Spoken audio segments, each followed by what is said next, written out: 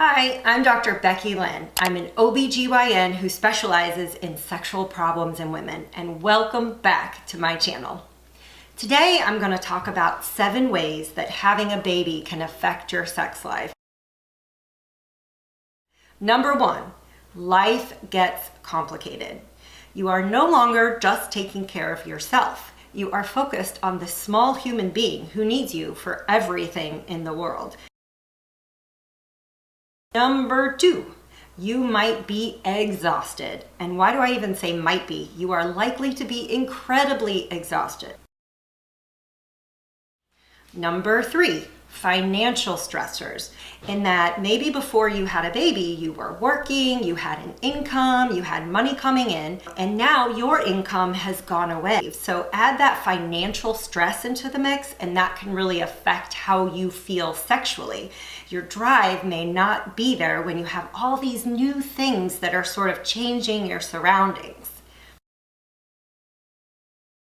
Number 4, if you stay home with your baby, you might not get that much adult contact during the day. And so there becomes this added stress, that's just one more stressor, that can happen when you're postpartum that can really affect your relationship with your partner and thus your sex life.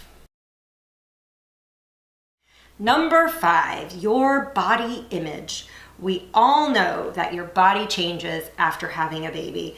And I always tell my patients, don't bring your skinny jeans to the hospital when you go into labor because they're not going to fit you when you leave the hospital.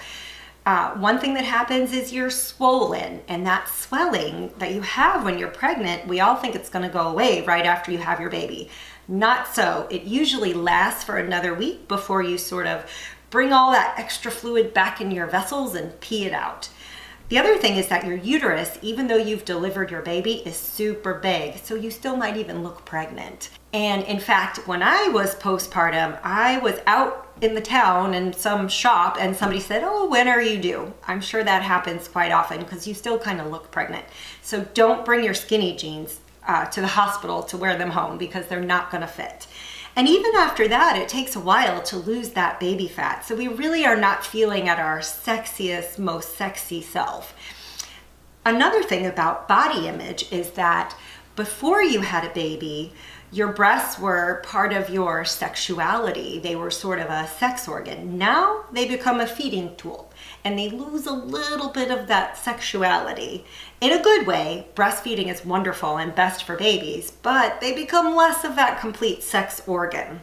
We might feel fat, we might feel flabby, and it does take a while to get your body back. But it can be done through exercise. Another thing that can affect your sex life is having had a tear during a vaginal delivery or an episiotomy during a vaginal delivery. And tears can be minor to pretty severe. They can go just from a little bit into the vaginal tissue, which we call the vaginal mucosa, all the way to a tear that extends to the rectum. And so that takes several months for your vagina and your bottom to heal and get back to normal. So it's not surprising that sex can be painful in the beginning, especially if you had a big tear. The good news is the vagina heals incredibly well. And if you think about it, women have been having babies for years and years before we had sutures, before we had stitches that we could put in the vagina. So the vagina is really forgiving and it heals really well. It has a lot of blood flowing to it, so most vaginas will heal incredibly well. So don't worry about that. And lastly, when you are breastfeeding is sort of nature's birth control, but don't rely on just breastfeeding to prevent pregnancy. But when you're breastfeeding, your body's not making as much estrogen as you did when you weren't breastfeeding. And so what happens is the vaginal tissue can get really dry. It's almost as if you were through the menopause, but you're not, and you're definitely going to get your estrogen back when you stop breastfeeding. But that vaginal dryness can cause painful intercourse. So don't hesitate, especially the first time that you have sex again, to slap on that lubricant because you're likely going to need it. If you and your partner are not using condoms, maybe you're in a monogamous relationship, you've been together for a while, then make sure to use a silicone-based lubricant and not a water-based. If you use condoms, you need to use a water-based lubricant because silicone-based lubricants can affect the integrity of a condom. But if you're not using condoms, throw the water-based away and use a silicone-based. And that will really help with the friction that happens because your estrogen levels are low because you're breastfeeding.